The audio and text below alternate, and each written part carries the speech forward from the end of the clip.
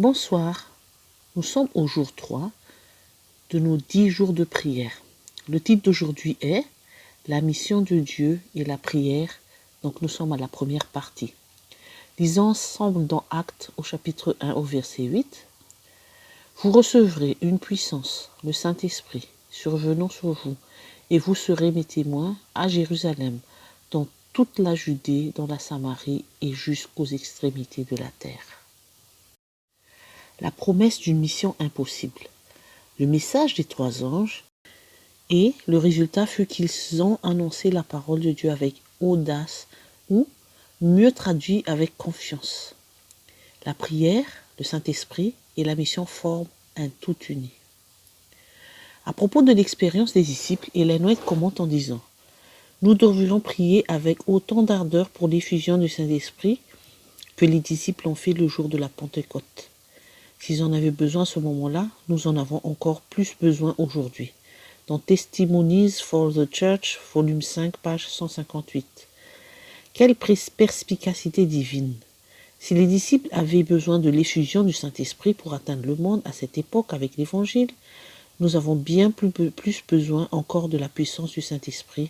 Le monde aujourd'hui est plus vaste, plus complexe, plus insouciant et sécularisé. C'est le moment de rechercher Dieu dans la prière pour obtenir la puissance infinie de l'Esprit, afin d'accomplir ce qui serait impossible autrement.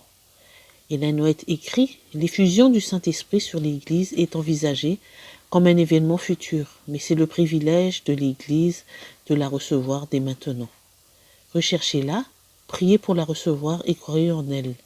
Nous devons l'obtenir et le ciel est prêt à nous l'accorder. » Et nous trouvons cela dans Évangéliser, page 625. Puissions-nous tous rechercher la puissance du Saint-Esprit pour accomplir la proclamation du message des 3 anges dans cette génération. Cherchons Dieu ensemble dans la prière pour cette prodigieuse effusion du Saint-Esprit. Nous avons un témoignage des 10 jours de prière de 2021. J'ai passé une grande partie de ma vie d'adulte à essayer de trouver la joie dans les choses de ce monde. Je me disais sans cesse que si j'arrivais à trouver l'homme parfait, le bon travail, à perdre du poids, je trouverais enfin mon bonheur. Je ne me rendais pas compte que plus je m'offrais aux autels de ce monde, plus je me sentais épuisé et vide. J'ai toujours reçu le matériel des 10 jours de prière par courrier électronique, mais honnêtement, je ne me suis jamais allé au bout de 10 jours. J'étais trop occupé à creuser mes propres citernes alors que la fontaine d'eau vive était toute proche.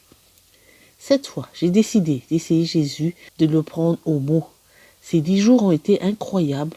Comme Marie au sépulcre de Joseph d'Arimathie, j'ai vu Jésus et je vous dis qu'il est vivant. Le Christ m'a donné une nouvelle perspective sur la prière, l'obéissance et la foi. J'ai donné à nouveau mon cœur au Seigneur après avoir confessé mes péchés et je lui ai demandé de demeurer avec moi.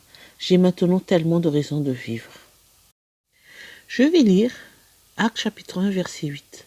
Et à partir de cette promesse, je vous invite à faire monter vers Dieu des sujets de prière.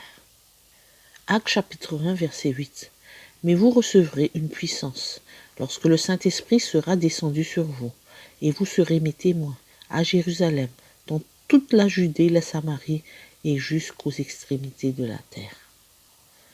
Vous recevrez une puissance. Dieu, je sais que je suis incapable et impuissant quand il s'agit d'accomplir la mission des 3 anges que tu nous as donnée. Elle est trop grande et humainement impossible. Je te remercie pour la promesse de la puissance du Saint-Esprit.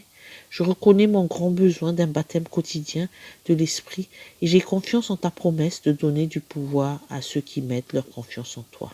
Vous serez mes témoins. Jésus, je te remercie de faire de moi un témoin de ton amour, de ta vérité et de ton pouvoir de transformation. Donne-moi le courage de partager ce que tu as fait pour moi avec ceux qui m'entourent. En ces derniers jours de l'histoire de la terre, donne-moi toujours plus d'occasions de témoigner pour toi et de dire aux autres combien tu es magnifique. Jusqu'au bout du monde, Père, je reconnais que mon champ de mission commence chez moi et s'étend à mon quartier, ma communauté, mon village et ma ville et au monde entier. Montre-moi comment je peux me joindre à ta mission là où je suis aujourd'hui et comment je peux soutenir l'œuvre évangélique à travers le monde. Voici d'autres sujets de prière que vous pouvez aussi faire et rajouter. Donc les prières de remerciement et louange. Remerciez Dieu pour les bénédictions spécifiques et louez-le pour la bonté. Prière de confession. Prenez quelques minutes pour vous confesser en privé et remercier Dieu pour son pardon. Il y a aussi une prière de conseil. Demandez à Dieu de vous accorder de la sagesse pour les défis et décisions actuelles. Prière pour notre Église. Priez pour les besoins des églises de vos fédérations et pour l'Église mondiale. Prière locale aussi. Priez pour les besoins actuels des membres de l'Église, de la famille et des voisins. Et à la fin, écoutez, répondez. Prenez le temps d'écouter la voix de Dieu et de répondre par la louange ou le chant. Merci pour votre écoute et à demain.